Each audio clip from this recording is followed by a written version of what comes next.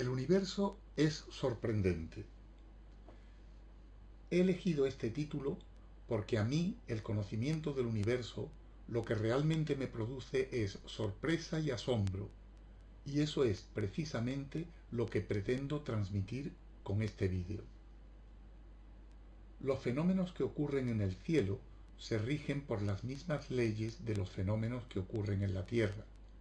Sin embargo, los fenómenos celestes se producen con unas magnitudes tan gigantescas que todo lo que nos cuentan sobre el universo nos parece sumamente extraño.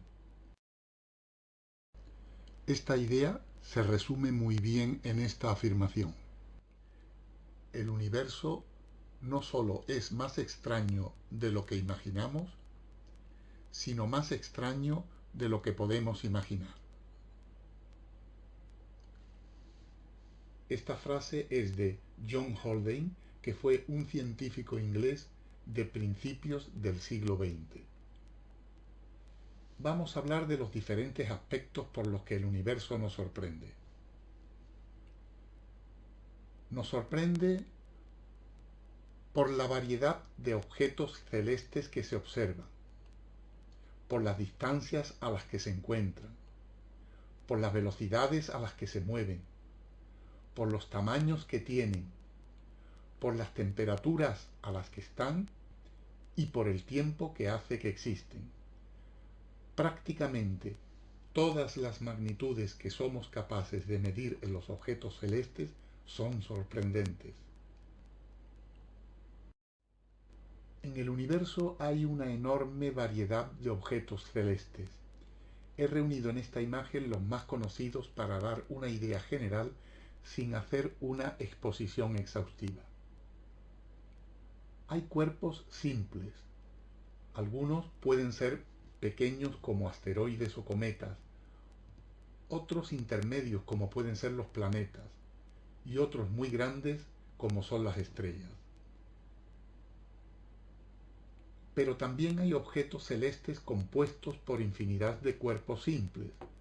Así están las nebulosas, que son enormes nubes de gas y polvo, los cúmulos de estrellas, que tienen miles de estrellas, las galaxias, que contienen miles de cúmulos y millones de estrellas.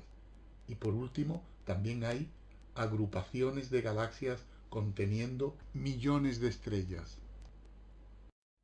La magnitud que quizás nos asombra más del universo son las distancias a las que se encuentran sus componentes.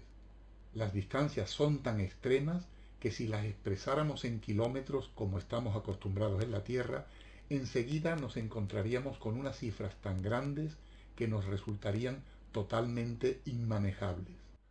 Así que para hablar de distancias astronómicas, lo primero que hay que hacer es utilizar otra unidad de medida. Voy a explicar en qué consiste esa nueva forma de medir las distancias con un ejemplo. Sabemos que estas son las distancias aproximadas de Sevilla a estas cuatro ciudades. 100 kilómetros a Huelva, 150 kilómetros a Cádiz, 500 a Madrid y 800 a Soria. El kilómetro es una unidad muy apropiada para medir las distancias entre las ciudades de un país porque permite que las expresemos con unas cifras muy manejables. A nadie se le ocurriría expresar esas distancias en metros o en yardas. Pero hay otra forma de medir distancias que también usamos a veces. Todo el mundo sabe que el espacio es igual a la velocidad por el tiempo. Si suponemos que nos movemos a una velocidad fija, el tiempo de un viaje es un buen indicador de la distancia recorrida. Basándonos en eso, a veces suponemos que los coches sacan una velocidad media de 100 km por hora en los viajes y decimos que las distancias de Sevilla a esas capitales son a Huelva 1 hora en coche, a Cádiz 1 hora y media en coche, aunque a veces lo simplificamos y decimos simplemente a Madrid 5 horas y a Soria 8 horas. Es decir, utilizamos el tiempo para expresar distancias.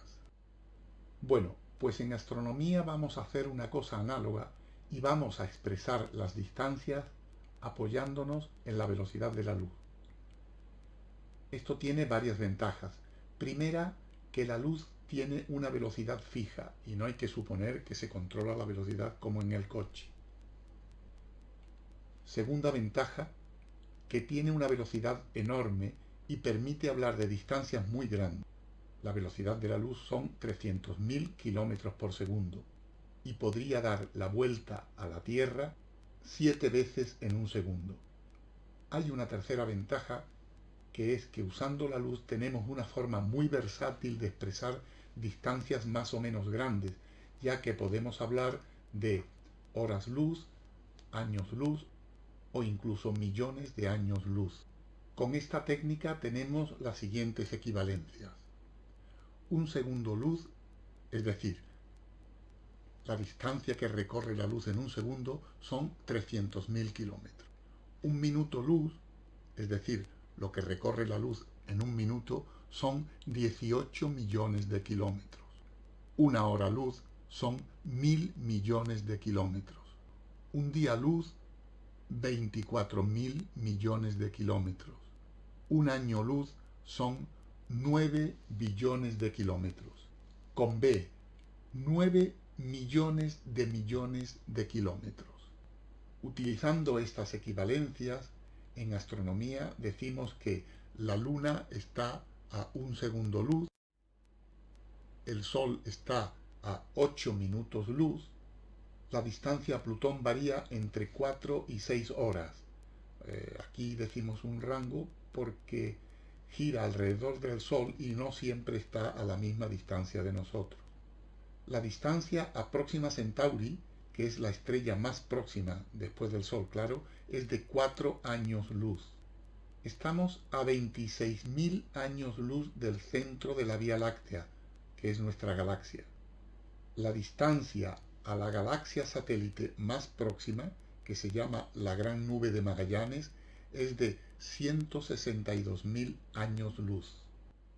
Y voy a terminar esta lista con la distancia a la galaxia más grande que tenemos más cerca, que se llama la galaxia Andrómeda y que está a 2,5 millones de años luz. Quiero resaltar aquí una idea importante que no conviene olvidar. Observar algo lejano es a la vez observar algo antiguo. Si observamos una galaxia situada a 1.000 millones de años luz, vemos cómo era esa galaxia hace 1.000 millones de años. También las velocidades que se observan en el universo son muy sorprendentes. Como referencia podemos decir que todos los habitantes de la Tierra nos movemos solidariamente con el planeta. Los que viven en el Ecuador se mueven a 463 metros por segundo. Nosotros en el sur de España nos movemos a 368 metros por segundo, un poco menos por estar más al norte. Una de las mayores velocidades a las que se han desplazado los seres humanos es la que llevan los astronautas de la Estación Espacial Internacional, que están dando vueltas a la Tierra a 400 kilómetros de altura. Se mueven a una velocidad de 7.700 metros por segundo, 7,7 kilómetros. Pero sin necesidad de ser astronautas, todos los habitantes de la Tierra la acompañamos en su movimiento de traslación alrededor del Sol a una velocidad media de 30 kilómetros por segundo. Hablamos de una velocidad media porque la órbita es un poco alargada y la Tierra va un poco más deprisa cuando está pasando más cerca del Sol y un poco más despacio cuando está moviéndose por la zona más lejana al Sol. Por otra parte, el Sol y todo el sistema solar, incluida la Tierra, participa del giro que todas las estrellas de nuestra galaxia, la Vía Láctea, realiza alrededor de su centro. Desde fuera, la galaxia se vería como un gigantesco disco girando. Las partículas de ese disco serían las estrellas, que se trasladarían en órbitas circulares más o menos lejos del centro, arrastrando en ese movimiento a todos los astros de su sistema solar. Pues bien, el Sol y todo el sistema solar nos trasladamos por la galaxia a 230 kilómetros por segundo. Además, nuestra galaxia se está acercando a la galaxia Andrómeda a 130 kilómetros por segundo y se estima que llegará a chocar con ella dentro de varios miles de millones de años. Como ejemplo extremo de las velocidades que se pueden dar en el universo, se puede citar el caso de un púlsar, que está girando 100 veces por segundo, lo cual lleva aparejado que los puntos de su ecuador se muevan a 70.000 kilómetros por segundo. Vamos a pasar ahora a hablar de los tamaños que pueden llegar a tener los cuerpos celestes, pero refiriéndonos a astros individuales, no a agrupaciones de astros como son las galaxias. El Sol es enorme, tiene un diámetro equivalente a 109 veces el diámetro terrestre.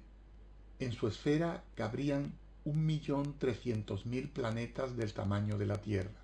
Ese volumen está ocupado por el 99,9% de la masa de todo el sistema solar. Planetas, satélites, cometas, etc. Sin embargo, los astrónomos tienen catalogado el Sol como una estrella enana, concretamente una enana amarilla. ¿Por qué? Pues lo podremos entender si comparamos el tamaño del Sol con el tamaño de otras estrellas de nuestro entorno, como Sirio, Pollux o Arturo. Pero todo es relativo, porque Arturo no parece tan grande si la comparamos con estrellas consideradas como gigantes, como pueden ser Rigel, Aldebarán, Betelgeuse o Antares. Todavía se conocen estrellas mayores que Antares, las supergigantes VT66 Centauri y la VY Canis Majoris. Como resumen, en esta imagen se compara el Sol con la mayor estrella conocida. El recuadro central, donde se ve al Sol como un punto, es una ampliación del cuadrito pequeño que aparece en el borde inferior izquierdo de la estrella. Canis Majoris tiene un diámetro equivalente a 1500 diámetros solares y en su interior cabrían 3.375 millones de soles. Otra magnitud para la que en el universo se observan valores sorprendentes es la temperatura. Voy a dar solo un par de datos. La temperatura de la corona solar, la parte más externa, es de 5.700 grados Kelvin. Es grande, pero no es excesiva. Sin embargo, se ha calculado que el núcleo del Sol está a 13 millones de grados. A esta temperatura, decir grados Kelvin es prácticamente igual que decir grados centígrados. En los núcleos de estrellas con más masa que el Sol hay mayores temperaturas. Y esto se da muy frecuentemente porque, como hemos dicho, el Sol es una estrella enana. Y por último, como última magnitud sorprendente, la antigüedad. Voy a comparar las edades astronómicas con los tiempos transcurridos desde los acontecimientos más importantes ocurridos en la Tierra. Los datos los voy a expresar en millones de años y los voy a nombrar de los más recientes a los más antiguos. El hombre existe sobre la Tierra hace 0,2 millones de años, es decir, 200.000 años. Los homínidos desde hace 2 millones. Los vertebrados aparecieron en la Tierra hace 380 millones de años. Los primeros animales organizados antes de los vertebrados, es decir, los invertebrados, aparecieron hace 530 millones de años. La vida unicelular es mucho más antigua, apareció hace 3.800 millones de años. La Tierra se formó hace 4.553 millones de años. Y el Sistema Solar un poco más, 4.571 millones de años. La Vía Láctea tiene 13.600 millones de años. y el universo 13.780 millones de años, que es el tiempo que se estima que ocurrió el Big Bang.